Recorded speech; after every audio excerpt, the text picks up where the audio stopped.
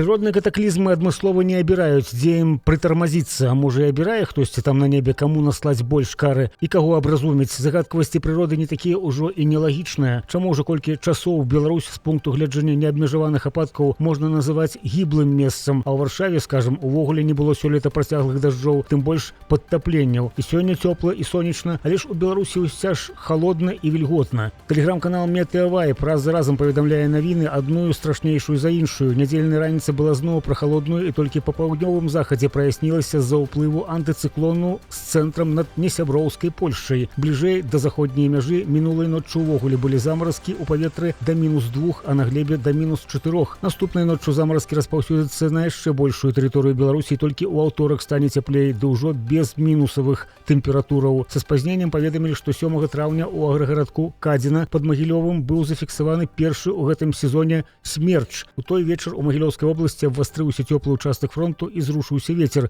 Віхур мог прывесці да тарнада, але абышлося. А 8 траўня Беларусь вельмі абільна заліла дажджамі, таму што ўзмоцнены ўплыў аказаў грэбень антыцыклону, які ўтварыўся над еўрапейскай тэрыторыяй Расіі. Дарэчы, беларускія сіноптыкі ўжо раней папярэдзілі, што прамярзанне глебы даволі істотнае і пасаджаная бульба і расліны могуць проста не ўзысці, таму ўраджай на гэты год пакуль варта не прагназаваць.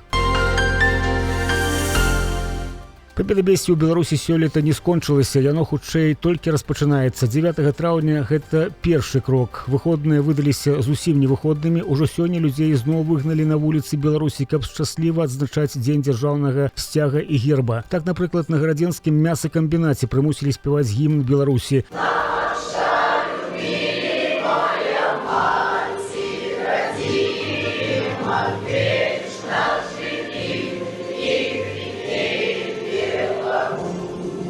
Дзіўна, чаму менавіта мясакамбінат вылучылі гарадзенскія прапагандысты для прыкладу, як у Беларусі адзначаюць дзень гімна, сцяга і герба. Ідэалогія страшная рэч, а менавіта беларуская, нават жудасная і абсалютна бязлітасная. Школьнікам не дадуць нармальна скончыць навучальны год і правесці канікулы. Пасля 9 траўня пачынаюць рыхтавацца да ваенна-палявых збораў, якія будуць датычыцца 10класнікаў. Выпускнікі, зразумела, рыхтуюцца да экзаменаў, а ў іншых школьнікаў будзе актыўная падрыхтоўка да юбілею пачатку вайны, дакладней таго перыяду, які пазначаны ў падручніках Вялікай Айчыннай. Там без падлеткаў аніяк не абыдзешся. Ужо зараз бацькам строга наказваюць далёка дзяцей не вывозіць, бо до 22 чэрвеня варта абавязкова падрыхтаваць, пачысціць, прыбраць навокал помнікі, месцы пахаванняў. І так да 3 ліпеня, калі будзе адзначацца дзень вызвалення Менску ад фашыстаў, на які Лукашенко перанёс і дзень вызвалення Беларусі, і дзень незалежнасці. І толькі пасля дзеці здолеюць адпачыць ад дзяржаўнага і настаўніцкага прымусу, гвалту, то бок хаосу ў галовах і мітусні ў душах.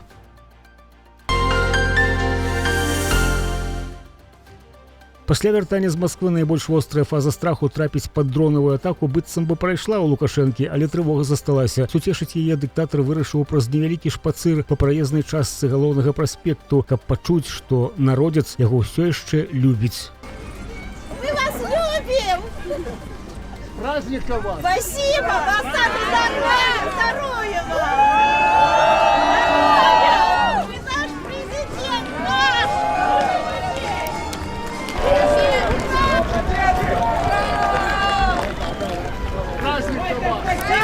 Спасибо вас!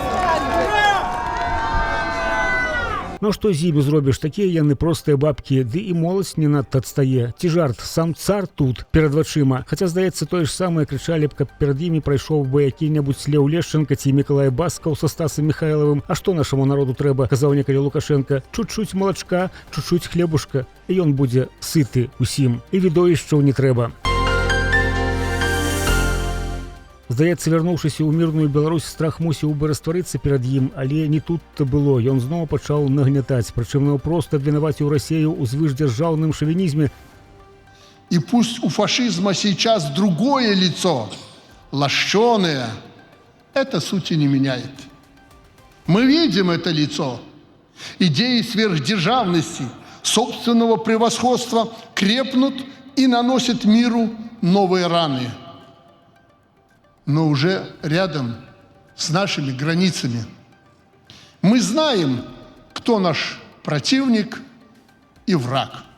Словы пра звышдзяржаўнасць не могуць адносіцца ні да каго іншага, як да Расіі. Гэта там квітнее шавінізм і неанацызм, які ўвасабляецца ува ўстанаўленні сваіх парадкаў, навязванні сваёй мовы і ў цэлым рускага свету. Каго ж Лукашенко насамрэч меў на ўвазе, ён баязліва не прызнаўся. І асабліва цынічна прагучалі словы пра мір. Адкрыўшы дарогу ва ўкраіну сёлетнім фашыстам-захопнікам, Лукашенко пракляў гэтую святую зямлю, якая называецца Беларусь, і цяпер аніякія словы не пераканаюць, што ён сапраўды хоча міру, а не ўласнага самазахавання праз любыя, нават самыя трагічныя захады для каго заўгодна, толькі не для ягонай сям'і і ўлады. У адным з нашых папярэдніх выданняў мы распавялі пра пажар, што ўзнік у зоне адчужэння, а адзін з гледачоў у сваім каментары адзначыў, што тут не абышлося без расейскага ўплыву. І гэта сапраўды было слушна. Мы спраўдзілі, пажар дакладна ўзнік пасля падзення расейскіх беспілотнікаў, а ўжо засуха і моцны вецер панеслі агонь у бок Беларусі. У чарнобыльскім радыяцыйна-біасферным заказніку дадалі, што самое ўзгаранне заўважылі яшчэ 7 траўня. Прычынаю стала атака 2 расейскіх дронаў тыпу «Герань-2». Удакладняе Дзяржаўнае агенцтва Украіны па кіраванні зонаю адчужэння. На месцы ўзнікнення пажару знойдзеныя ўжо бяспечныя парэшткі 2 БПЛА. Спачатку агонь накрыў 1100 гектараў тэрыторыі, пасля замародзіўся ў тым ліку і з дапамогай вільготнасці, але на сённяшні дзень агонь працягвае рушыць на Беларусь. Па стане на 10 траўня вартавальнікі ўсё яшчэ гасяць асобныя ўчасткі ўзгарання, а плошча пажару сягнула 1200 гектараў. Улады Украіны і Малдовы заяўляюць, што небяспечнага перавышэння радыяцыі не зафіксавана, і дым ад пажару не рушыцца ў малдоўскім прыватнасці накірунку, затое рушыцца ў беларускім. За сотні плошча вогня небяспекі павялічылася амаль у 10 разоў. Ратавальнікі працуюць у складаных умовах з-за сухога надвор'я, ветру і, галоўнае, мінныя небяспекі. І хоць пламя рухаецца ў бок нашай краіны, беларускае міністэрства па надзвычайных сітуацыях сваю дапамогу пакуль не прапановвае. Прынамсі, аніякіх афіцыйных паведамленняў на гэты конт не было. На іхным тэлеграм-канале амаль адное пабедабессе. Правакацыя ў Менску. Расійскі артыст Газманаў мала таго, што не пазіраючы на быццам бы вялікае свята спяваў перад мінакамі у чым прыляцеў дарожна-паходным адзенні, не абцяжарваючы сябе апрананнем нечага больш урачыстага, хаця б дзеля павагі да публікі, дык яшчэ прымушаў наіўных беларусаў ісці з Расею за свабоду да канца. І тыя яму падпявалі.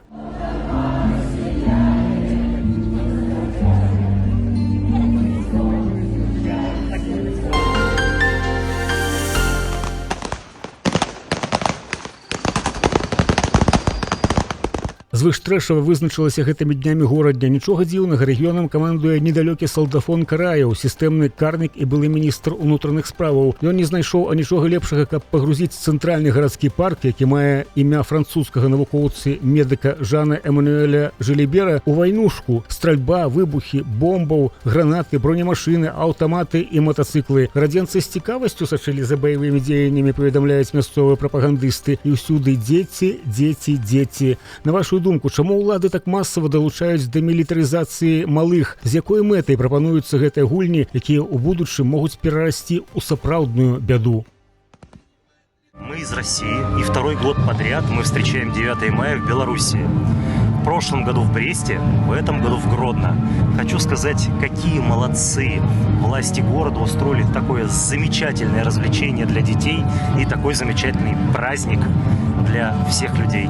Спасибо. Стралялі падчас рэканструкцыі фарсіравання Нёмана войскамі Сталіна. Нёман наш, так назвалі маштабную пародыю. Берагі галоўнай ракі гораду сталі арэннаю бітвы. Фарсіраванне Нёмну – частка аперацыі «Багратыён». Яе правялі з 5 до 27 ліпеня 1944 года, хаця, як вядома, дзень вызвалення Беларусі адзначаецца 3 ліпеня. Нестыкоўка, створаная з ілжывага сімвалізму дзеля прасоўвання ідэалогіі рэжыму. Жудаснага трэшу ў Беларусі ў гэтыя дні было ажно занадта, і ўвесь святочны калапс абавязкова з прыцягненнем дзяцей. У заўтрашнім выданні вернемся да гэтага, каб яшчэ раз паказаць, да чаго дакацілася сённяшняя Беларусь пад камандаваннем труслівага, баязлівага правадыра. Да пабачэння.